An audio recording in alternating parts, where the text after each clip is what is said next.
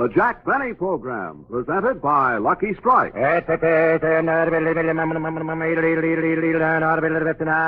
American. Lucky Strike. First again with Tobacco Men. First again with Tobacco Men. More independent tobacco experts smoke Lucky Strike regularly than the next two leading brands combined. There you have the findings of a recent impartial survey which reveals the personal smoking preference of tobacco men, auctioneers, buyers, and warehousemen. Yes, the survey shows Lucky Strike. First again with Tobacco Men. First again with Tobacco Men. First again with the men who can see the makers of Lucky Strike consistently select and buy that fine, that light, that naturally mild tobacco. So light up a Lucky. Puff by puff, you'll see. LSMFT. LSMFT. Lucky Strike means fine tobacco. And in a cigarette, it's the tobacco that counts. So for your own real, deep down smoking enjoyment, smoke the smoke tobacco experts smoke. Lucky Strike. First again with Tobacco Men. Lucky Strike.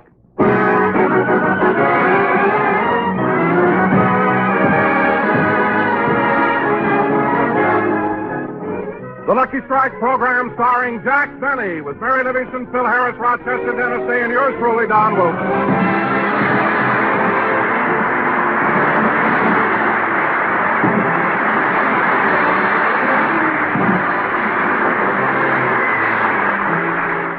Ladies and gentlemen, tonight the entire Jack Benny troupe is leaving for personal appearances in Detroit and Cleveland, opening Thursday at the Fox Theater in Detroit. As we look in on the Benny household, Jack is packing for the trip. Rochester, did you put in my shaving cream, brush, and talcum powder? Yes, sir. My razor? Uh-huh. I put in everything but your razor blades. How many do you want to take? Better take 2. I'll be gone 12 weeks. 2 will be enough, I think. Boss, how many shaves do you get out of one razor blade anyway? About 75. 75 shaves out of one blade? How do you do it? It's a little secret of mine, Rochester. For the first 50 shaves, I don't take the paper off. I ought to take along something light and cool for my stage appearances. Shall I pack your gray garbardine? No. I'll take my white linen suit, and I'll wear a blue tie. That sounds like a nice combination, white and blue. Huh? Uh-huh. Then if you wear your red toupee, you'll look like Old Glory. No, I'm saving that for the 4th of July. Now, let's see. You know, boss, I'm awfully excited about going to Detroit. I'm getting a new car. A new car? Gee, I wish I could afford one. How much is it going to cost you? $2,100. 21? Rochester, where'd you get that kind of money? Well, it's like this. I've been with you 11 years, and by skimping, I've saved half my salary every week. And then last week it happened. You finally got enough? Yeah, my uncle died and left me $2,000.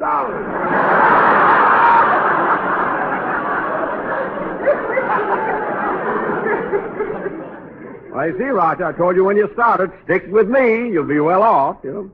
Now, let's, come in. Well, Joey and Stevie. Hello, Mr. Benny. Hello, boy. What brings you here today? We came over to say goodbye. Well. Quiet, Stevie. Okay. Mr. Benny, we, the members of the Beverly Hills Beavers, have brought this going-away present to you, our fellow Beavers. Well, gee, fellas, thanks. So I'll open my present now or on the train? Open it now. Okay. Oh, just what I've always wanted. A frog.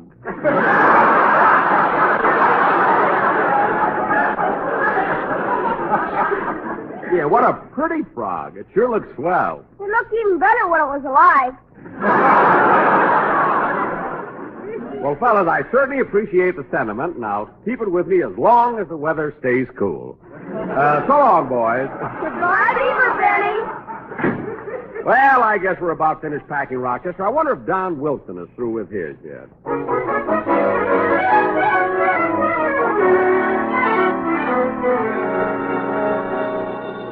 Oh, Donald, dear, you answer the phone. I'll finish the packing. Okay, darling. Hello? Yes, it's Don Wilson. Long distance? Well, put him on. Hello. Yes, I'm fine. How are you? What? Oh, that's wonderful. Congratulations. Nice of you to call me. Goodbye. Oh, darling, have you heard the wonderful news? No, what? What? Lucky's are first again with Tobacco Men. Oh, Donald, I'm so happy for you. Now, you better finish that letter you're writing to Mr. Benny. Well, I am finished. Would you like to hear it? Yes. Okay. Dear Jack, I've talked it over with the little woman, and I've come to the conclusion that an announcer of my reputation should be treated with far more dignity on the program. Well, that's good. Continue, darling. For several years now, you've been getting laughs at the expense of my excess weight. I have just about reached the limit of my endurance, and must warn you that I am now serving notice that from this day forward I will not tolerate any references to my obesity. That's telling him facto.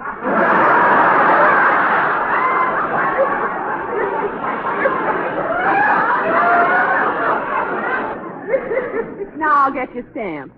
You needn't bother. I'm going to tear it up. Tear up the letter?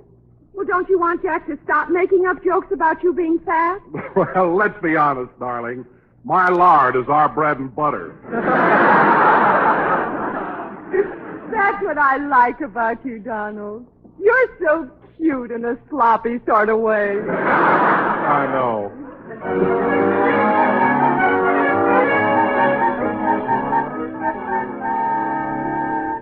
Pauline, have you packed all my stockings and nightgowns? Yes, ma'am. Good. Now put this eyebrow pencil in my cosmetic case. Oh, I already packed your eyebrow pencil. I know, but I better take two. Mr. Benny always forgets his.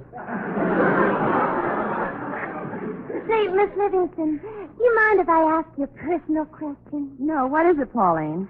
Is there anything between you and Mr. Denny? I mean, has he ever gotten romantic with you? Well, once, a couple of years ago, he drove me up to Mulholland Drive one night, parked the car, looked at me, then said, "Mary, I'm going to take you in my arms and crush you to a pulp." Then he put his arms around me and squeezed and squeezed. Gee, what happened? He broke two of his ribs.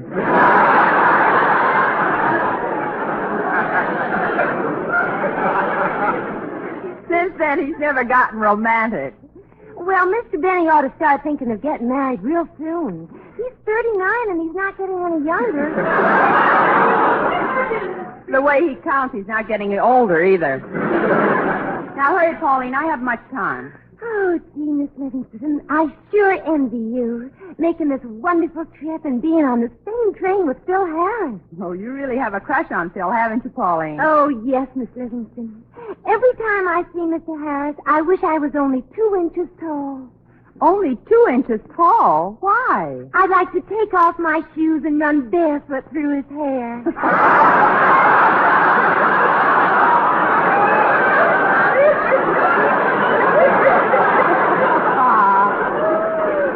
Oh, Pauline. But you know, Pauline, he has got nice hair. I first noticed it when I saw a picture of him and Alice Faye in a magazine ad. Phil and Alice? What kind of an ad was it? Oh, you've seen them. Under the picture it says, "Which one of these twins has the Tony?"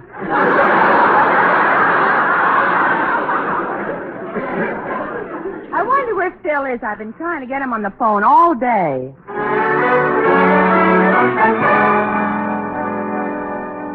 Hey, gosh, Frankie, just think in a couple hours we'll be on that Super Chief bound for Detroit. Yeah. Gee, Curly, I can hardly wait. 2 more scotch and waters, bartender.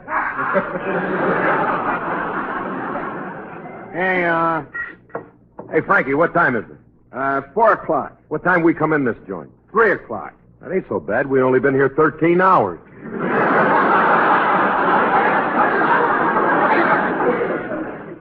Set him up again, bartender.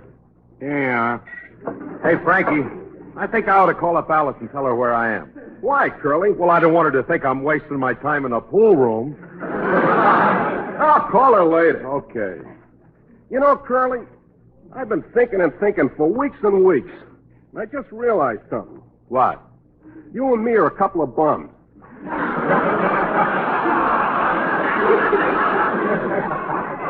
Well, we ain't so bad. Another round, bartender. Yeah.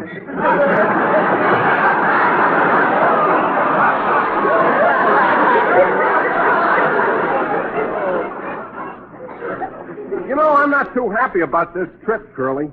I'll probably be lonesome in Detroit. You'll probably spend all your time with Benny. Yeah.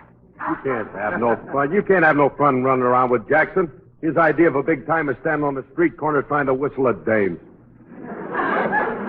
Trying to whistle? Yeah, it takes him a half an hour to pucker up those wrinkled old lips. No kidding. Yeah, and by the time he does get them puckered, he's too pooped to blow.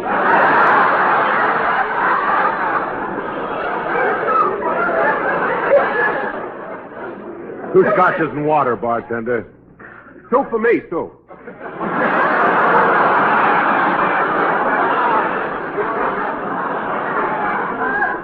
Yeah. Hey, Frankie, look, it's getting late. We ought to get to that station. I'll go out and call a cab. No, let's have another drink and float down. We ain't got no time. Hey, bartender, how much do I owe you? $475. Okay, charge it to my account. $475. You know, Curly, that's kind of expensive. Yeah, but look at the money we save on food. Come on, we're supposed to pick up Dennis Dale on the way to the station. Let's get out of here.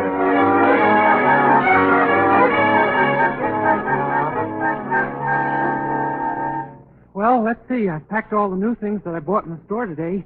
2 shirts, 2 ties, 2 pair of socks, 2 handkerchiefs, and 36 pair of shorts.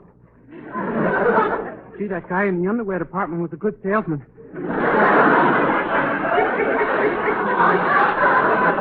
I don't mind buying all this underwear, but I wish I'd gone to the men's department.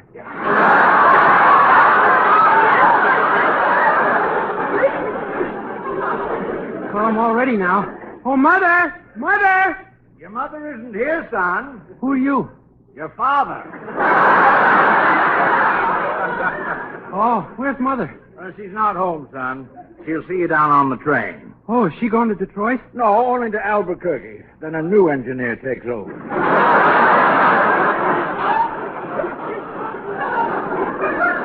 Albuquerque? Yes.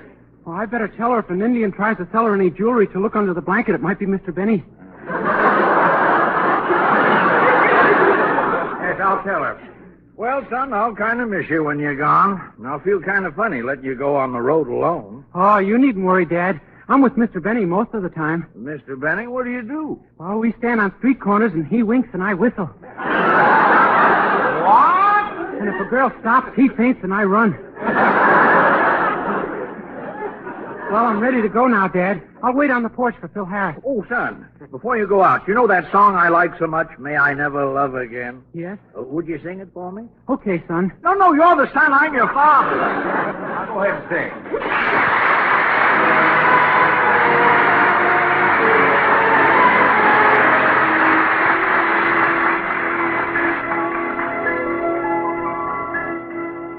May I never see the sun go down.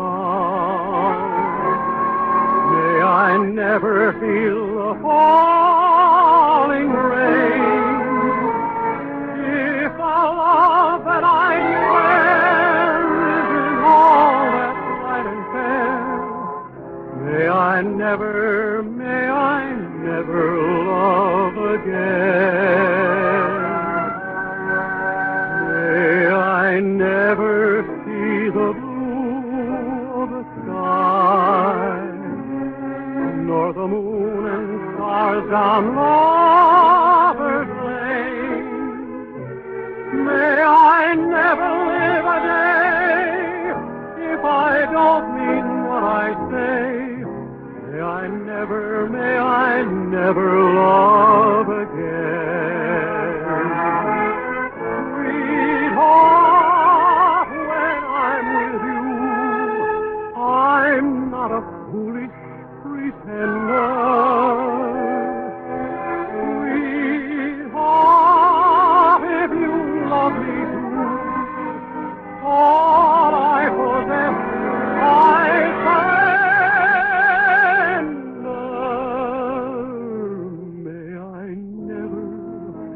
feel your tender lips. May you never take my love in vain. You're the answer to my prayer, but if your love isn't there, may I never know I'll never love again. May I never know I'll never love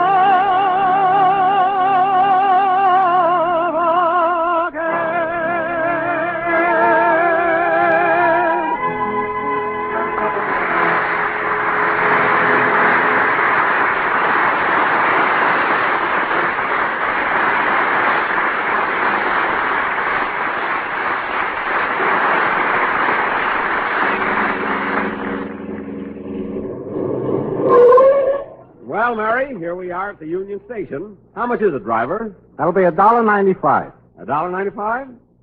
Here's $2. Keep the change. Thank you very much. You're quite welcome. Mr. Benny, do you mind if I say something? No. Go right ahead. You're tighter than the ice cube tray in a $12 refrigerator.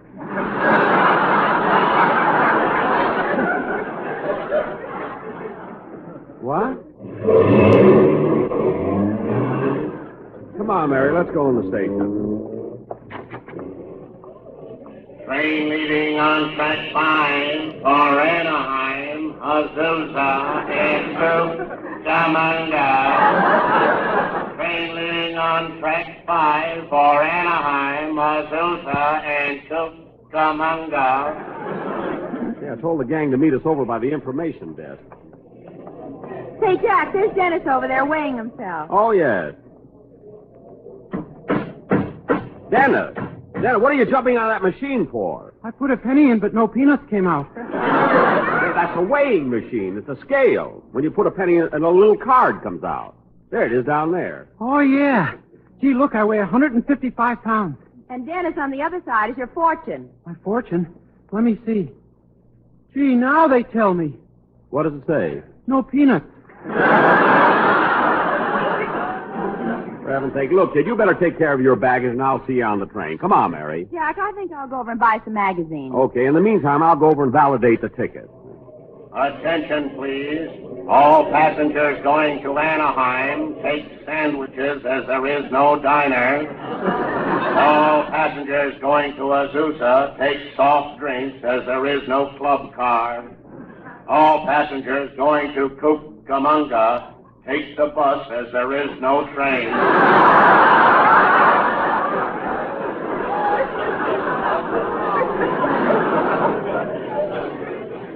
Gee, I don't know what magazine to buy. Hiya, Levy, you one-way ticket to dreamland. Oh, hello, Phil. What are you buying? Mystery magazine. Here's one that looks good. Who's Gordon? That's House and Garden.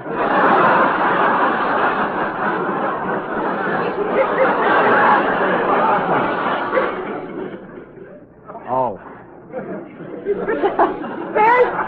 There's a magazine I want, the one with Robert Taylor's picture on it. Robert Taylor's picture? Yes. You mean Spangler Arlington Road? No, Phil, I don't mean Spangler Arlington Brew. I mean Robert Taylor. What do you see in Bob Taylor anyway? Well, what does Alice see in you? Livy, if I stood here telling you, we'd both miss the train. Well, that does it. See you later, Phil. Okay, Liv. Attention, please. The station master just received a complaint about our service. So from now on, all the weighing machines will give peanuts.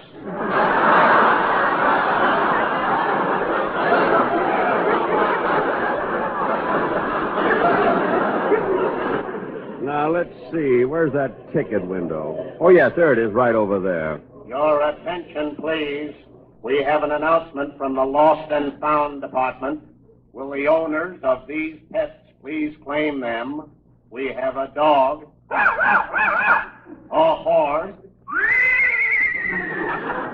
a woodpecker,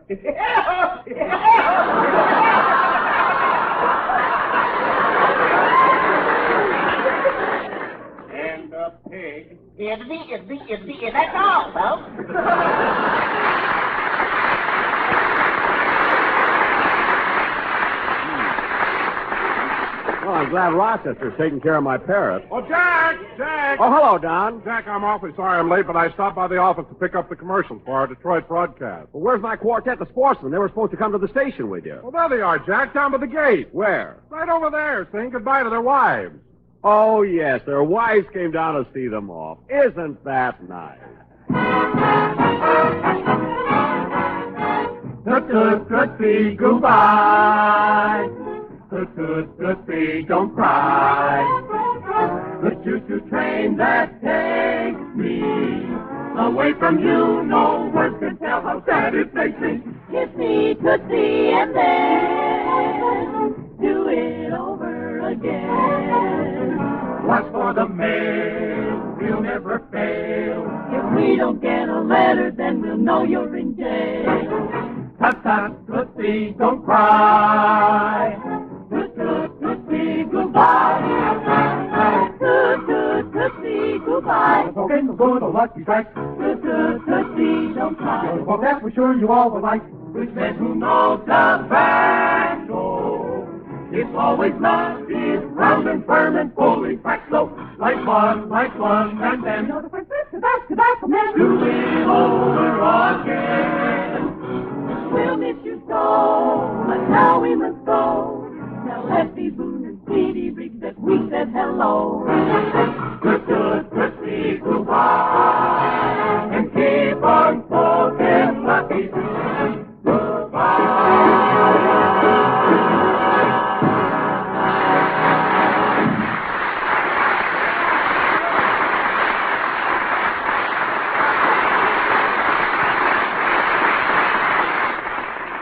Attention, please. Attention. Leaving on track 3, the southbound special for New Orleans, Memphis, Mobile, Birmingham, and Doo-Wah Diddy. Now, let's see. This must be the ticket window right here. Oh, Mister. Yes.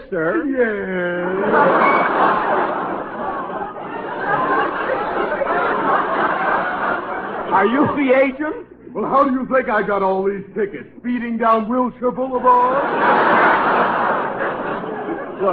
Look, I got a ticket to New York, but I want to arrange for stopovers at Detroit and Cleveland. Detroit and Cleveland? What a coincidence. My parents were in Detroit when I was born in Cleveland. Wait, how could your parents be in Detroit when you were born in Cleveland? We had a stork with a lousy bomb sight. What? Aren't you glad you asked? Now, listen. Look, all I want you to do is validate my ticket. Pardon me a moment. I'm in a hurry. Do you all mind if I go ahead of you? No. Go right ahead. What can I do for you, sir? Well, I'd like some information about Doo-Wah Diddy. Yes, sir. What would you like to know? Well, is old Bob still there with all the news? Yes, he is. Does he still wear that box-back coat and the button shoes? He certainly does. And not only that, he's all caught up with his union dues.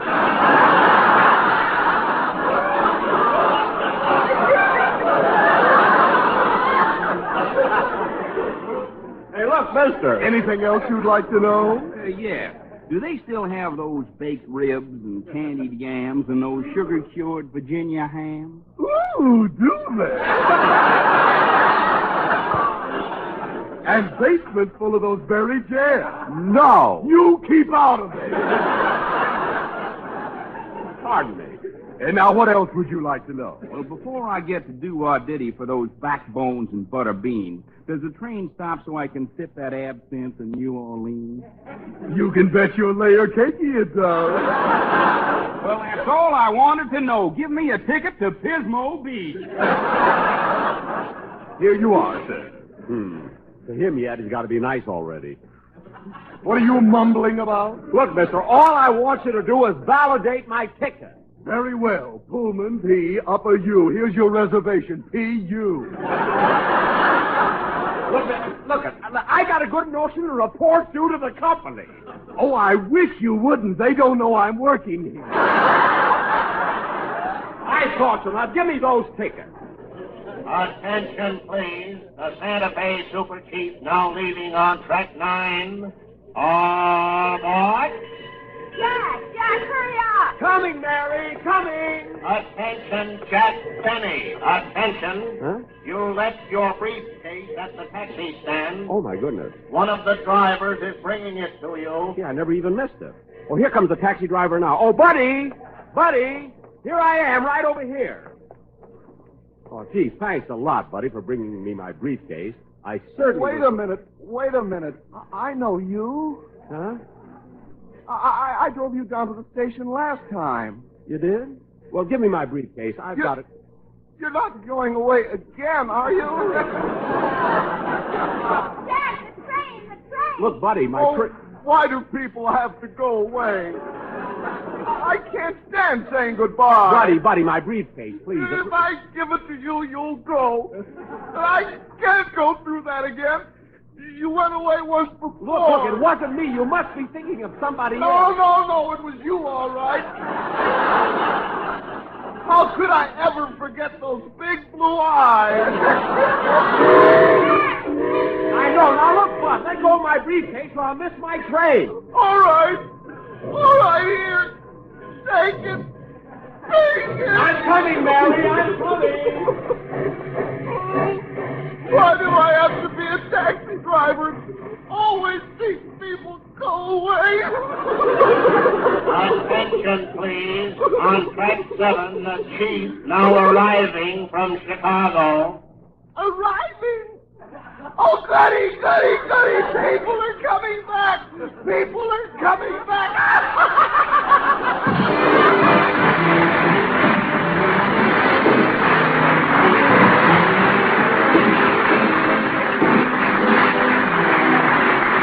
Ladies and gentlemen, during the last war, the chief hope of our enemies was to divide the United States along racial and religious lines and thereby conquer us. Let's not spread prejudice. A divided America is a weak America, and we need the same harmony among our various racial and religious groups that was the source of our strength in war. Through our behavior, we encourage the respect of our children and make them better neighbors to all races and religions. Remind them that being good neighbors has helped make our country great and kept her free. Thank you. Jack will be back in just a minute, but first...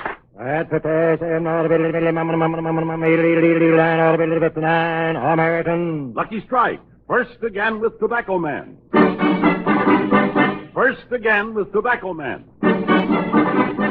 As a recent impartial survey reveals, more independent tobacco experts smoke Lucky Strike regularly than the next two leading brands combined. More than the next two leading brands combined. Lucky Strike. First again with Tobacco Man. That's what the survey shows. Now listen to what Mr. Porter Gray Wall, Sr., 29 years a tobacco buyer, recently said. At auction after auction, I've seen the makers of Lucky Strike buy plenty of good, fine tobacco. Tobacco that's really top. I've smoked Lucky's 14 years. So light up a Lucky. Puff by puff, you'll see. LSMFT. Lucky Strike means fine tobacco. So round, so firm, so fully packed, so free and easy on the draw. So smoke the smoke tobacco experts smoke. Lucky Strike. First again with Tobacco Man. Lucky Strike.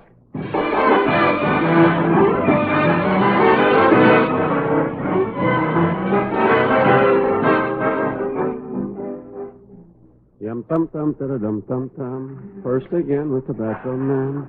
Yum tum tum dum tum tum. Ladies and gentlemen, be sure to listen. Be sure to listen to A Day in the Life of Dennis Day on Wednesday. First again on Wednesday. Next Sunday, we'll be broadcasting from Detroit, Michigan, where we open our personal appearance tour at the Fox Theater on this coming Thursday, featuring Phil Harris, Rochester, the Sportsman Quartet, and that Metro-Goldwyn Mayer glamour star, Marilyn Maxwell. Good night, folks.